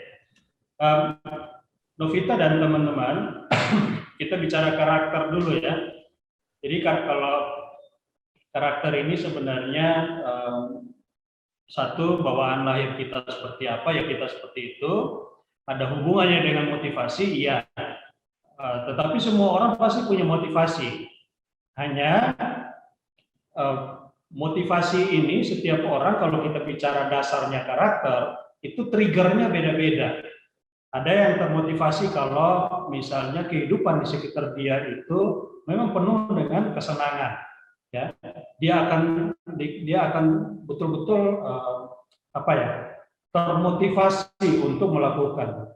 Ada juga orang-orang yang dari kepribadian tertentu, kalau kita bicara karakter, termotivasi kalau sesuai dengan keinginannya. Misalnya kalau kita bicara orang pragmatik, ya kehidupan itu teratur baru dia termotivasi. Kalau berantakan enggak. Itu simpel saja ya. Tetapi memang karakter ini mempengaruhi. Cuman begini, kita kan nggak bisa merubah ya, Novita ya dan teman-teman. Untuk supaya kita termotivasi, kita harus cek dulu apa yang saya mau ini betul-betul saya mau, atau karena saya melihat, kalau saya capek itu kayaknya saya bisa bersaing dengan orang lain dan seterusnya. Nah, motivasi dari dalam ini apa? Yang saya kasih contoh misalnya. Karena nanti saya cek ke Novita ya, saya kasih contoh, dulu saya kepengen sekali jadi seorang direktur. Kenapa? Saya bayangkan kalau direktur itu memang enak, saya bisa punya mobil sendiri, saya bisa jalan-jalan kemanapun dan seterusnya. Karena itu memang hasrat saya, ya, yang membuat nanti saya happy begitu. Dan akhirnya itu yang mendrive atau menyetir saya, mendorong saya, sehingga saya termotivasi untuk kerja keras. Nah, boleh tahu kalau ngobrol-ngobrol begini, Novita, kira-kira apa sih yang contohnya apa yang Novita mau supaya kita coba cek motivasinya ada atau enggak?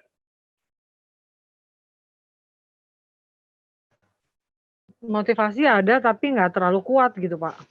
Nggak terlalu kuat ya? Saya nggak terlalu ambisi, orangnya nggak terlalu, maksudnya gitu, ambisi, setiap orang pasti ambisi ada ya, keinginan tuh ada, tapi nggak kuat gitu. Saya juga bingung deh, nggak kuat. Kalau orang kan kayak gitu Pak, saya nggak terlalu, maksudnya nggak terlalu ambisi banget gitu. Betul. Karena secara karakter, secara kepribadian, ada yang sama kayak Novita, nggak terlalu punya ambisi yang kuat. Tetapi apa yang Novita inginkan tuh betul-betul terbawa emosi nggak sih? Maksudnya ada latar belakang yang membuat Novita memang menginginkan hal tersebut.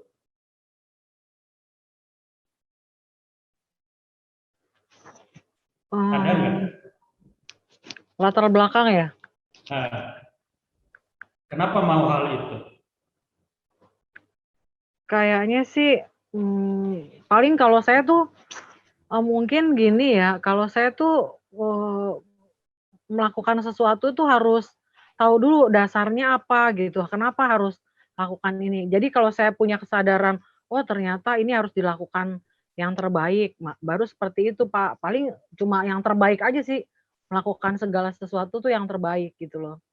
Iya. Seperti itu aja gitu. Betul. Saya juga nggak ngerti ya, maksudnya gini, orang tuh kadang-kadang bisa punya ambisi sampai dengan segala cara gitu kan, bisa dia dapat. Tapi kalau saya sih nggak kayak gitu. Saya biasa aja Pak gitu. Yang penting saya lakukan yang terbaik aja udah gitu. Kalau seandainya yang terbaik itu orang lain nggak, maksudnya orang nggak dapat gitu, misalkan yang penting terbaik aja gitu loh. Kalau saya sih gitu Pak.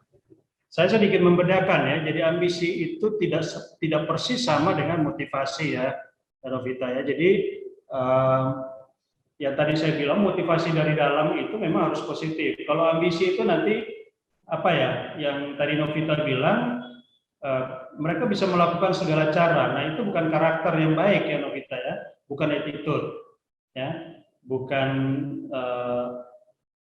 hasrat yang baik untuk mencapai apa yang mereka inginkan. Nah, yang tadi Novita bilang, Ya bekerja dengan baik itu memang betul. Bekerja dengan baik.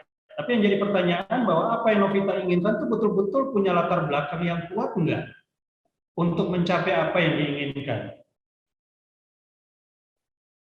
Atau ya sebenarnya itu sekedar keinginan biasa, bukan satu keinginan yang punya latar belakang yang kuat gitu.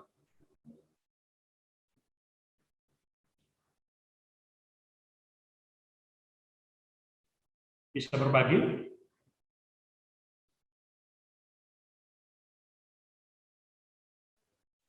Mungkin saya nggak, maksudnya saya tuh nggak, maksudnya gini ya, mungkin sekarang tuh belum apa ya, belum ada keinginan untuk apa namanya tuh, keadaannya itu maksudnya gini ya, apa sih, maksudnya saya tuh pengen gimana supaya punya keinginan yang kuat gitu loh. Tapi memang keinginan kuat itu seperti Bapak bilang harus ada latar belakangnya. Mungkin latar belakangnya itu aku juga bingung ya. Saya tuh biasa-biasa aja gitu Pak, nggak terlalu Iya. keras gitu. Nggak terlalu keras, mungkin karakter saya juga orangnya orangnya santai gitu kan. Kayak gitu sih Betul. Pak. Jadi nggak keras. Jadi kayak seperti yang saya udah sharing ya Pak ya. Jadi bagi saya tuh masalah kecil, tapi bagi orang lain tuh masalah besar banget gitu loh. Bahkan itu jadi diulang-ulang gitu. Kayak misalkan kemarin saya udah cerita, dia memang udah izin sama saya, cuma saya kan lupa karena dia izinnya waktunya agak lama gitu kan. Terus kemudian dia dapat teguran. Terus ketika dia ditegur harusnya kalau menurut saya ditegur, saya bilang, "Saya udah izin sama si A," gitu. Tetapi si A ini yang ditegur ini nggak mau ngomong gitu, dia malah ngomong, "Kamu dong ngomong," gitu kan, "saya kan udah izin sama kamu." Padahal sebenarnya kan dia bisa ngomong gitu loh. Kalau saya sih gitu Pak, kalau dia enggak, "Saya udah izin sama kamu, harusnya kamu dong yang ngomong," gitu. Tapi dia tuh enggak seperti itu. Jadi terus kemudian besoknya lagi dia jadi masalah lagi gitu kan. Kalau bagi saya tuh itu masalah sepele gitu loh. Jadi orang tuh kadang-kadang masalah kecil jadi besar gitu. Kalau saya masalah kecil, kayak gitu kecil gitu loh. Kayak gitu sih Ya. Pak. Jadi mungkin kayak gitu ya. Kadang-kadang Oke. kayak gitu. Saya tangkap Mungkin ya. karena karakter saya tuh orangnya santai gitu. Jadi makanya saya juga bingung, sebenarnya perlu juga gitu, keras hati itu perlu juga untuk mencapai sesuatu. Tapi saya pikir-pikir, ya mungkin karakter saya begini kali ya, bingung juga.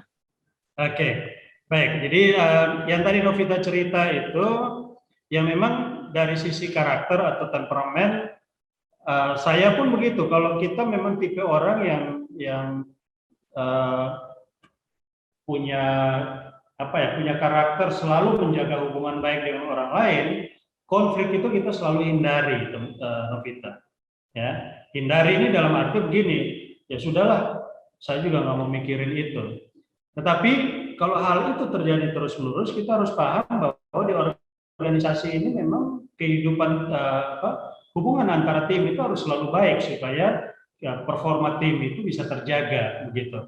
Nah, ada hal-hal kecil yang memang bagi kita itu biasa saja, bagi orang lain itu luar biasa, kita harus menyelesaikan konflik itu. Tapi di luar itu, kalau kita balik lagi ke apa yang kita inginkan, memang harus ada dasar latar belakang yang kuat yang memotivasi kita untuk mencapai apa yang kita inginkan, gitu Novita.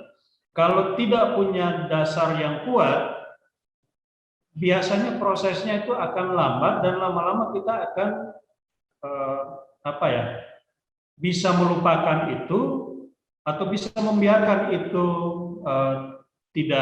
prosesnya tidak termanage dengan baik, dan lama-lama kita akan nyerah sendiri.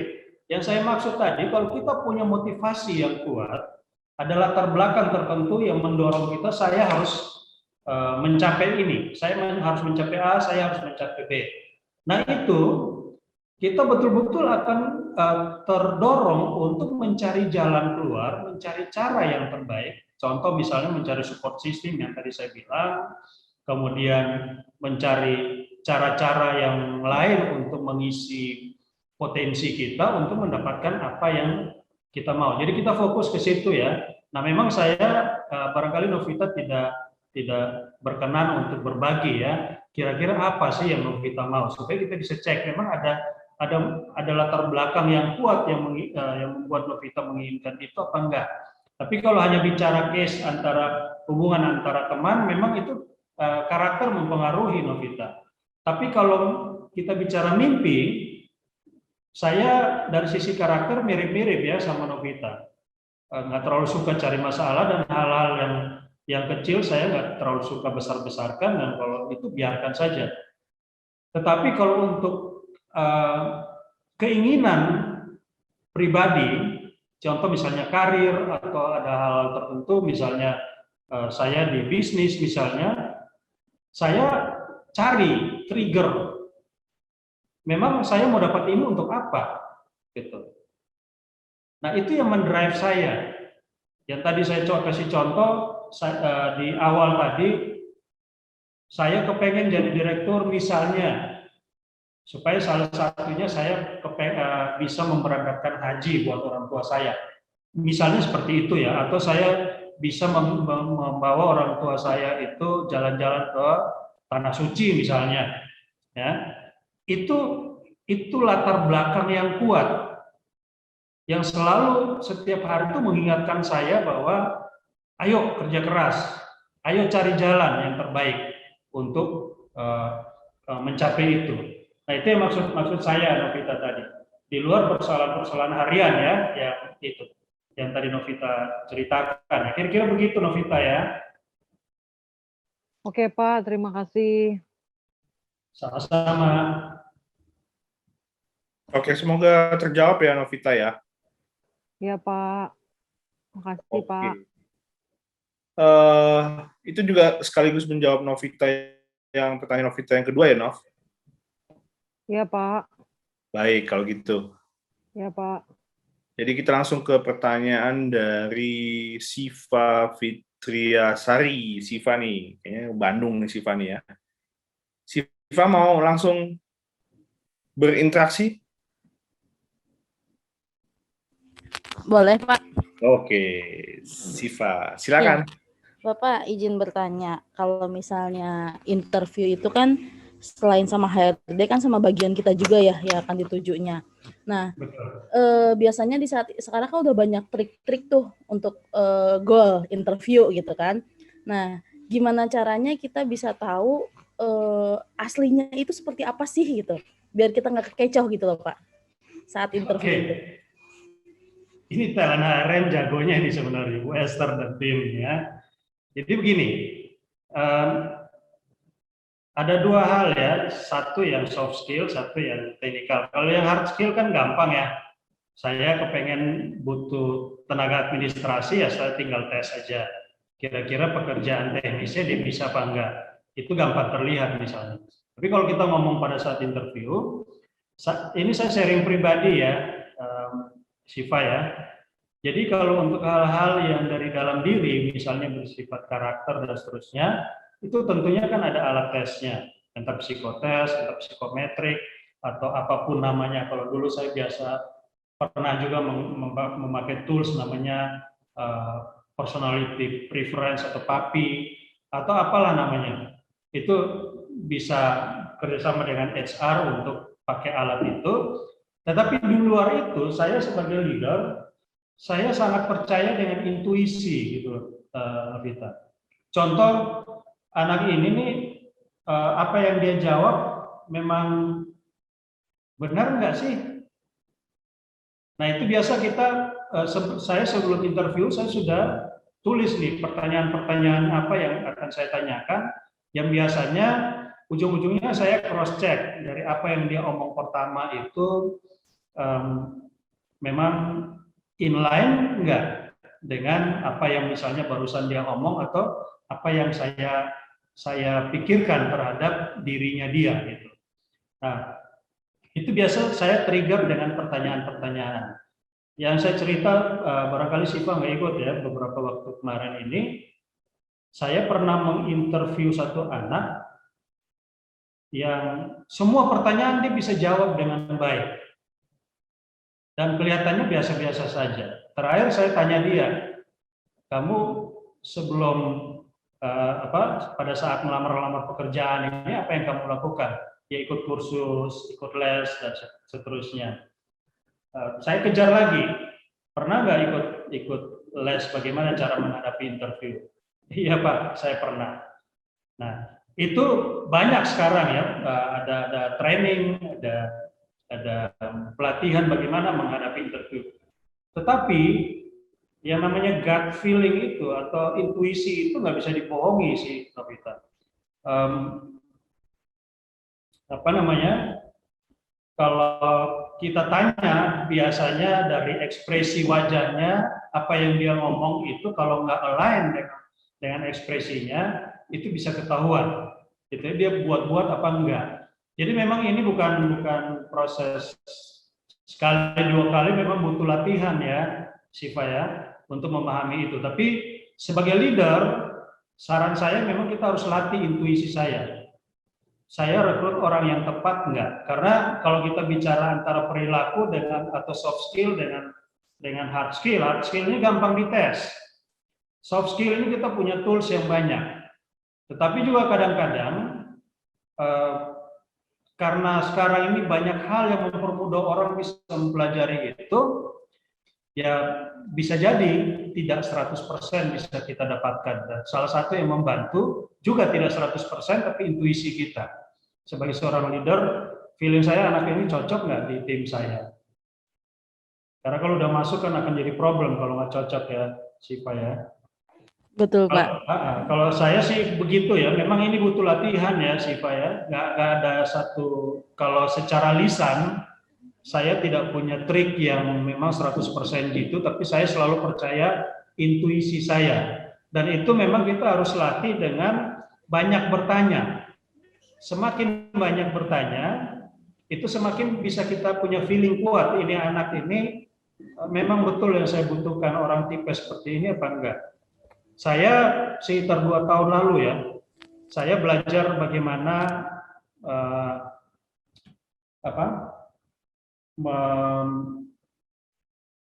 menyelidiki ya. Kalau di kepolisian itu belajar menyelidiki ya.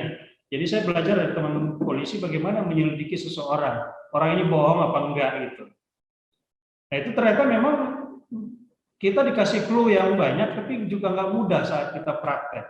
Yang paling penting adalah nanti dari feeling kita. Semakin banyak kita bertanya, kalau kita cuma 1-2 pertanyaan itu masih bisa disembunyikan. Tapi pertanyaan makin banyak dan dibolak-balik, kita akan tahu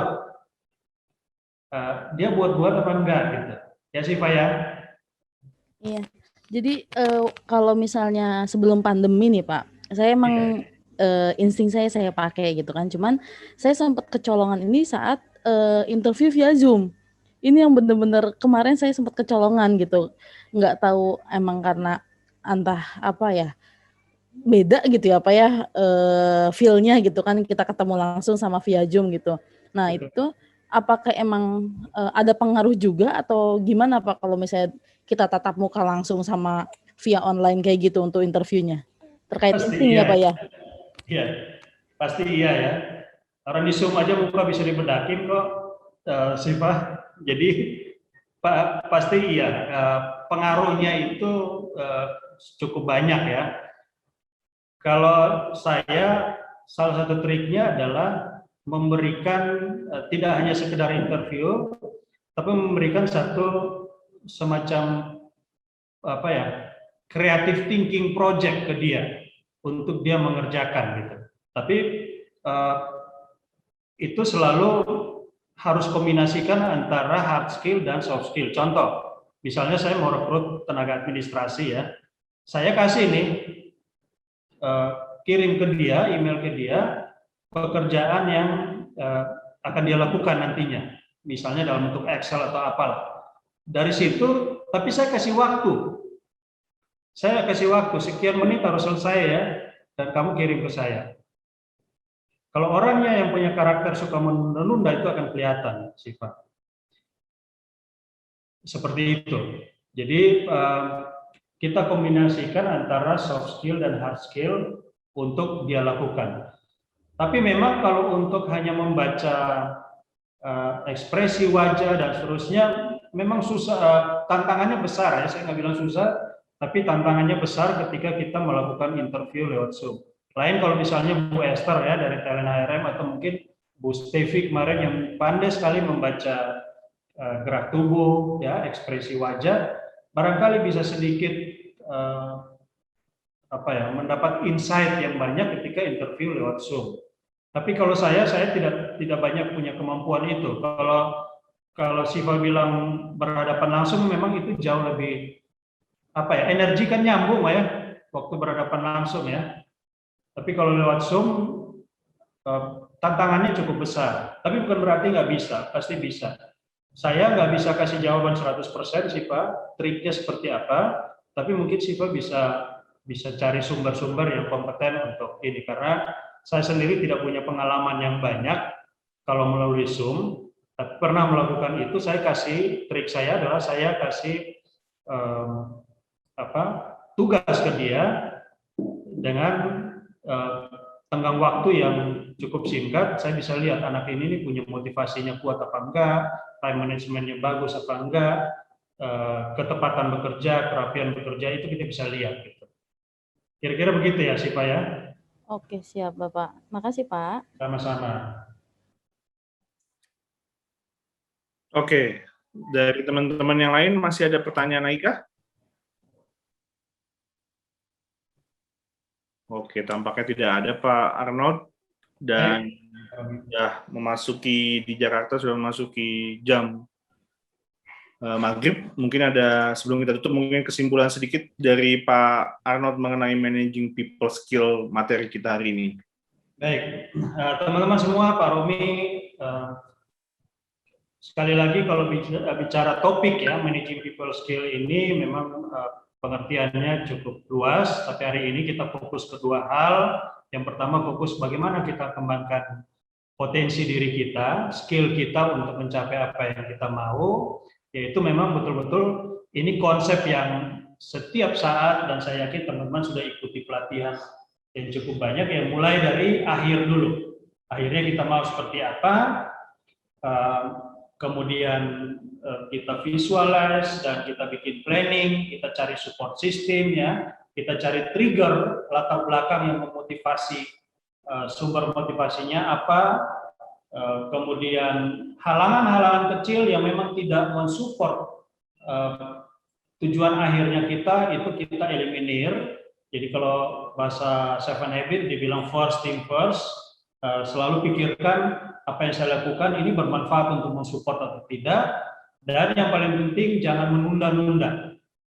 Ya, do it now. Silakan bikin planning dan seterusnya dan lakukan. Karena waktu ini kita pikir panjang, tapi sebenarnya singkat.